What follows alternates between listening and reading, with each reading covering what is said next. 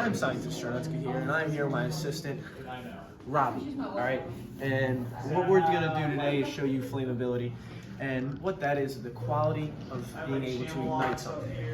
For example, we are going to light this on fire right here, and it has a higher rate of flammability than the glass.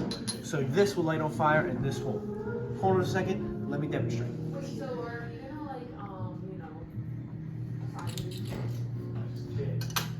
Grab the paper. Fire. Oh fuck. Oh fuck. Grab that, Bobby. Put some water on for that. Put some water on that real quick. Yeah, I think so. Alright, now this does not light on fire as easy as a paper does. Alright, turn this. Alright. That's that. Dude, that was close. I almost caught myself on fire. Oh god. Wow. Only took one take.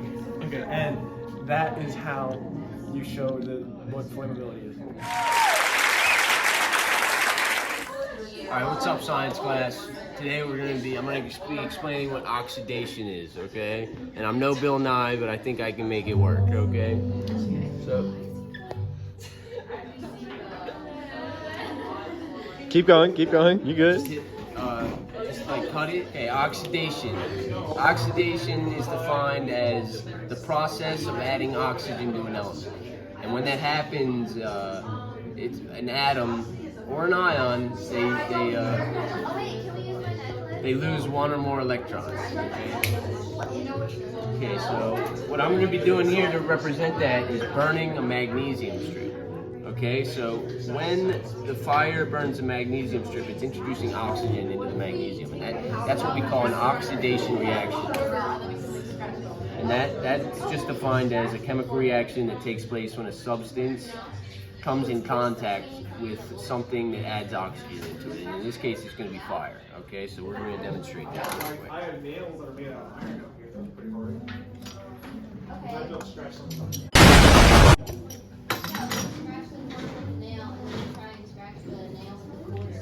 Alright, that's the substance that's going to introduce oxygen into this magnesium. What you're going to see on video is going to be the process of oxidation, which is adding oxygen into an element. That's right.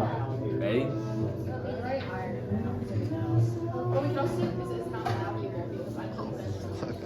No.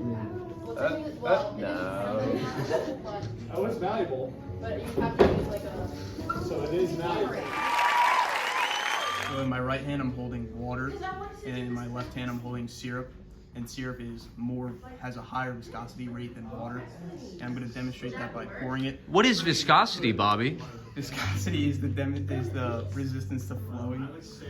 Flowing of what? Liquid.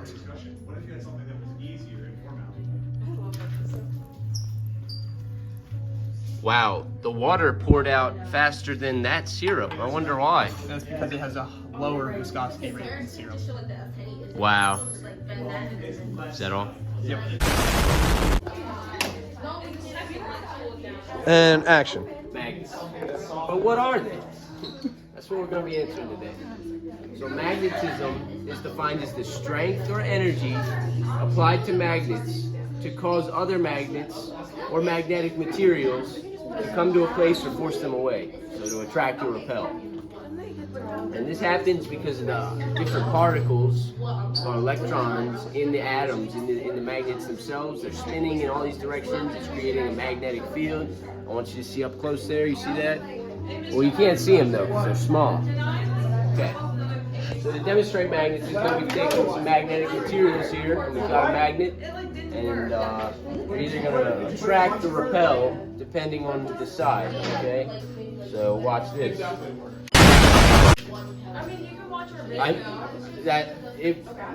You guys see it again? You guys see it again? I can move it around with magnetism. Why don't you get up close, cameraman? You put it in and it didn't work. See that shit? I mean, stuff? That's crazy. Now watch what happens when I put the two magnets on opposite ends of each other. Yeah, you gotta. Where's that strip at? They stick together. Now look what happens. They attract, if you will. In the sink? Now look what happens when I flip the ends. Oh, they repel. Get in close, cameraman. I want you to see this. They repel. Now, this can also happen to magnets.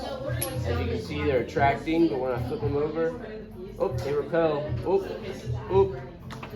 Yeah, so magnets.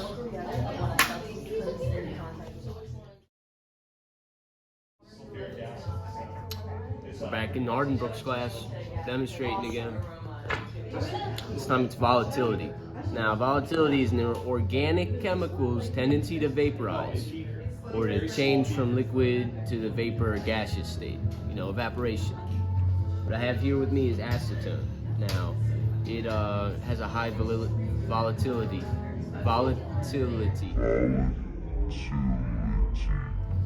That's the word. So it evaporates really fast.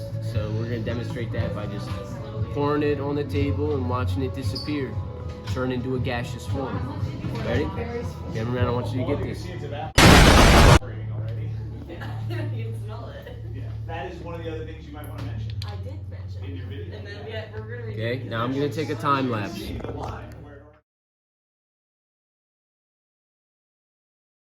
That was volatility. It changed from its liquid state to a gaseous form through a process of evaporation. There you go. Action. Electrical conductivity. This is what it is and how it works. Okay, what it is. It's the measure of the amount of electrical current a material can carry or its ability to maintain a current. And maybe you're sitting there asking yourself, what's an electrical current? Well, that's the flow of electrons. Okay? But current and electron flow, they go in the opposite direction. So current is determined by the number of electrons passing through a cross-section of a conductor. How many electrons are going through something, okay? And we're going to be demonstrating that with the plasma ball. Plasma ball, inside here there's a coil of wires that has electrons going through them. And they're going through there at a very high frequency, so these electric bands are going to arc out, and you're going to see that in a minute here. Cameraman, why don't you come in close? Voila. Look at that. Look at that. That's electric conductivity right there. Now, it's coming out and it's not conducting through anything, so I'm going to stick my finger on there. The electrons are now throwing through that into my finger. You can demonstrate this with aluminum foil. You see that I have this on my finger. Wow, look at that. Look at that, cameraman. That's a crazy sight. Back to me. Back to my face. Back to me. That's electrical conductivity. That's all you need to know. Yes, science! What I have here with me is a plasma ball, and today we're going to be explaining electrical current. Now, electrical current is started. No. Action. What's up, science class? Today we're going to be explaining electrical conductivity. Well, I mean, there's usually something that they used to have recycling.